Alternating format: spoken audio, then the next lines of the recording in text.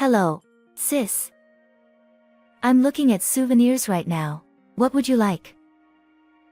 What have you been doing without contacting me at all? Huh? You were trying to contact me. I didn't notice. Did something happen? How can you be so carefree? We're at the funeral right now. Funeral? What do you mean? Whose funeral? It's your daughter's. What?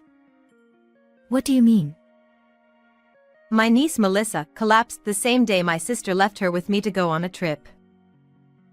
Despite knowing she had a fever, my sister left her child behind. I tried to contact her many times, but there was no response at all. By the time she finally got back to me, it was already too late. I felt nothing but anger. I've been married for 4 years, but the struggle of not being able to have children has been weighing on me. Right after getting married, we made plans to start a family and tried many times, but unfortunately, we haven't had any success so far. My sister had a shotgun wedding 2 years ago but divorced her husband within 6 months. Since then, she's been constantly pushing the responsibility of her child onto me. It's like practice for when you have kids in the future, isn't it? So it's fine, right? My sister always says this when she leaves her child with me. Every time, it leaves me with mixed feelings, but since it's not my niece's fault, I always agree to take care of her. However, since she shows no consideration for me, I'm getting really tired of it. And this time, too. I'm going on a trip with friends for a week from tomorrow, and I'd like to ask you to look after Melissa again. Huh? Again? You already left her with me last week. I had work last week, so it couldn't be helped, right? Could you ask our parents to look after her sometimes instead of always relying on you? I have plans too. You're a housewife. What plans do you have? So why can't you? But for a whole week. I'll bring back souvenirs. And it's a trip abroad I've planned for a long time, so I can't cancel it. Then why don't you take Melissa with you? Children cause troubles to others, right? Besides, I want to enjoy myself alone. Melissa would feel lonely, and you're being too selfish. So, I'll drop her at your house before I leave on a trip tomorrow. See you later. Left with a one-sided conversation, all I could do was sigh. I talked to my husband about this when he came back from work. I see. Yeah. That's why I need your help too. Sorry, but I'll be on a long business trip tomorrow. Really? For how long? About 5 days. Could be a week if the negotiations drag on. So, during that time, I'll have to take care of her all by myself? Even if you say that, it's work. All right. If you feel it's too much, why don't you talk to your mom about it? The thought of having to take care of her alone for a whole week was overwhelming. At this point, I felt like giving up. My niece was very attached to my husband. Perhaps because she didn't have a father, she saw my husband as a father figure. There was a time when I took care of my niece before, and she had a severe night cry. I didn't know what to do, but my husband calmed her down, and everything turned out fine. But this time, I'm alone. I felt extremely anxious at the thought of facing a similar situation again. Then, on the day of my sister's trip, my husband left early in the morning for his business trip, and I was left waiting for my sister alone. All right then, take care. As my sister hurriedly tried to leave, I noticed something was wrong with my niece. Melissa, your face looks a little red, doesn't it? Oh, she's had a slight fever since this morning. Huh? Are you really leaving her like this? But I've been looking forward to this trip for so long. There's no way I'm not going. But even so, she has a fever, take her to the hospital at least. It happens a lot, she'll be fine. If you're that worried, you can take her to the hospital, right? Well, I have to go now. There's not much time left until my flight. Wait. It'll be good practice for you when the child gets sick, right? You'll learn a lot. See you later. I couldn't believe she would leave a child with a fever and go on a trip. Seeing my niece looking tired, an indescribable anxiety washed over me. She's only 2 years old, so I couldn't give her over-the-counter medication. Luckily, it seemed like just a slight fever, so I cooled her head and put her to bed for now. I didn't know what else to do, so I called my mother for advice. Mom, my sister left Melissa with me again, and this time she's gone on a trip. And Melissa seems to have a fever. What should I do? Calm down. How high is her fever? Right now, it's just a slight fever, but... Then let's keep an eye on her. If she has convulsions or seizures, call an ambulance immediately. All right. If anything happens, call me right away. Hearing my mother's words eased my anxiety a bit, but I couldn't bear it for a whole week like this. Even though it's just a slight fever, watching her struggle with her small body made me feel more and more distressed. And that night, my niece's condition suddenly worsened. Her fever shot up rapidly, and she began to suffer, so I quickly called an ambulance. And then, I tried calling my sister, but for some reason, the call wouldn't go through no matter how many times I tried. Why isn't it working? Because she's overseas? So, I contacted my husband, but I couldn't reach him either. Perhaps the signal was out of range. All I heard was a heartless announcement. Feeling overwhelmed with anxiety, I contacted my mother, and she came over immediately. Mom, what should I do? It's going to be okay. The doctor is with her. There's nothing to worry about. However, despite the efforts of the medical team, her condition deteriorated rapidly. I kept trying to contact my sister every hour, but still couldn't get through. And then, 4 days later. No. It can't be. It's not true. I'm sorry. Melissa passed away. A mere 2-year-old child, unable to see her mother one last time. I didn't know what to do anymore. I just broke down in tears. It's not your fault. There was nothing you could do. I know. But still, why can't we reach her? I know, Mom. I should have asked where she'd stay at least if I knew this would have happened. I was overwhelmed with feelings of regret as I entrusted Melissa's body to the funeral home, despite how heartbreaking it was. With no way to reach my sister or my husband, I couldn't even discuss what to do next.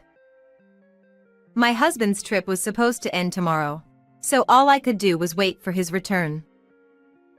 Seeing how worn out I was, my mother kindly suggested I take a rest, and I was finally able to get some decent sleep after 4 days. The next day, I contacted my sister again in the morning, but the result remained the same. And then, my husband, who was supposed to come back, didn't return. Worried that his business negotiations might have been extended, I decided to contact his company. However, I was told that my husband hadn't been on a business trip at all, but he had taken a week of paid leave instead. I had a bad feeling. I tried not to dwell on it before, but Melissa was very fond of my husband, and he seemed to get along well with my sister too. My husband often complimented my sister, even in front of me, and she seemed delighted by it. Moreover, whenever my sister left Melissa with us, my husband would come home late, and recently, they even came back together sometimes. Once I started to doubt, more and more questions arose. This time, they left on the same day. They've gone for the same number of days. Is it really just a coincidence? I thought there might be some evidence, so I checked my sister's Instagram. There, I found several photos dated 2 days ago showing her enjoying room service in a hotel room. As I looked closely at the photos, I noticed my husband's reflection in the mirror. I became convinced that they were having an affair. Leaving a sick child behind for a cheating trip. And with her sister's husband. That's absolutely unforgivable. I saved the images and managed to get the divorce papers amidst the preparations for Melissa's funeral. 2 days later, Melissa's funeral was held with only close relatives present. Why isn't she here? Still no word from her? No, not yet. Not being at her child's funeral. What kind of mother does that? Unbelievable. Finally, my sister contacted us while our parents were furious. Hello, sis. I'm at the airport right now, looking at souvenirs. I was thinking of what to get since I'm coming back today. Also, I wanted to thank you for taking care of Melissa.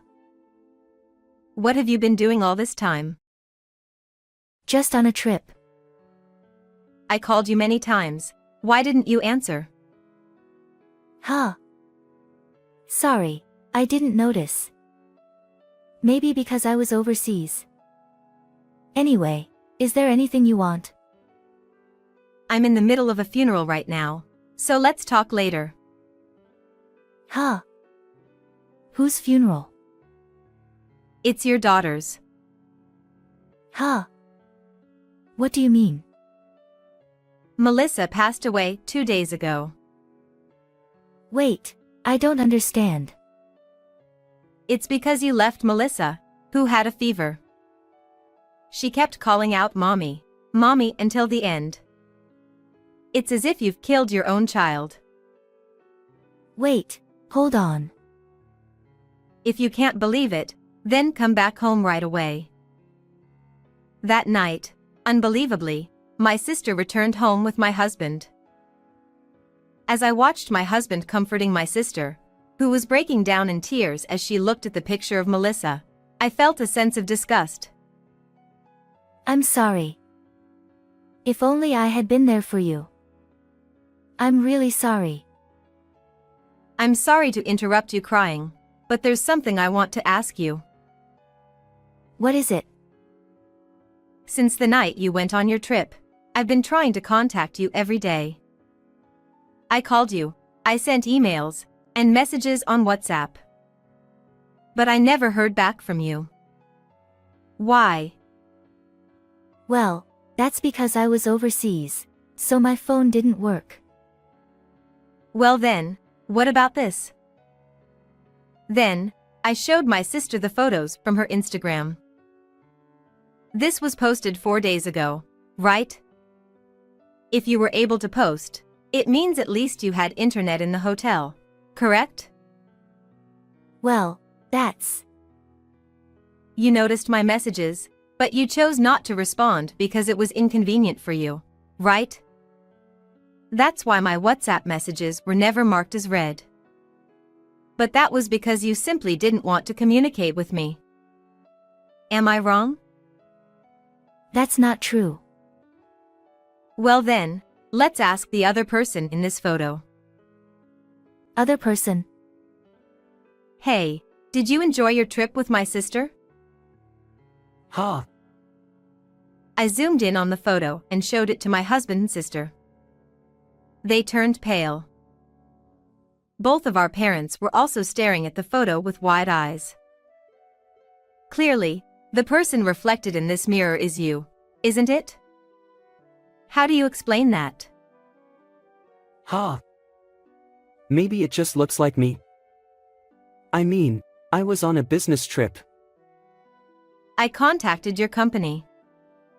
They told me you were on leave. And for a whole week. If it wasn't you, then where were you? Seems like you had quite the fun time, huh? Posting a photo like this. But you were a bit careless, weren't you? I never thought I'd be caught like that. I'm sorry. Finally, both of them admitted to their affair. Our parents were furious. What on earth are you two doing? Leaving your child to go on a cheating trip is utterly disgraceful. You're not my child anymore. I've tolerated you because you're a single mother, but do you know how much money I've given you all this time? I want it all back, but consider it severance pay. I don't want to see your face anymore. Wait a minute, Mom, Dad. Shut up. Don't ever come back here again. Can't you say something to them? What do you want me to say? It's all your fault. You should spend the rest of your life regretting what you've done.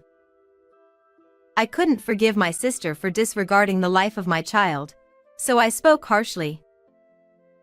My sister continued to apologize to Melissa, crying, but Melissa wouldn't come back. And of course, I also couldn't forgive the husband who stood by her all along. You're not off the hook either. What? What do you mean? Here, sign this immediately. We'll discuss alimony through my lawyer, so be prepared. A divorce agreement? Why? Why? Isn't it obvious? I can't believe you cheated with my sister. I don't want to be with someone so disgusting. Wait a minute. I'm sorry. We can work this out if we just talk. Seriously? How can I have a proper conversation with someone who lied about a business trip to go on a cheating trip? Well, that's... From now on, communicate through my lawyer. I submitted the divorce papers to the city office, and both of them agreed to pay me a combined total of $50,000 in alimony. I decided to leave the house and move back to my parents' home. I'm back again. Sorry. What are you saying? You're our only daughter. Don't worry about it. That's right. If it means avoiding being with someone like that, you can stay here as long as you want.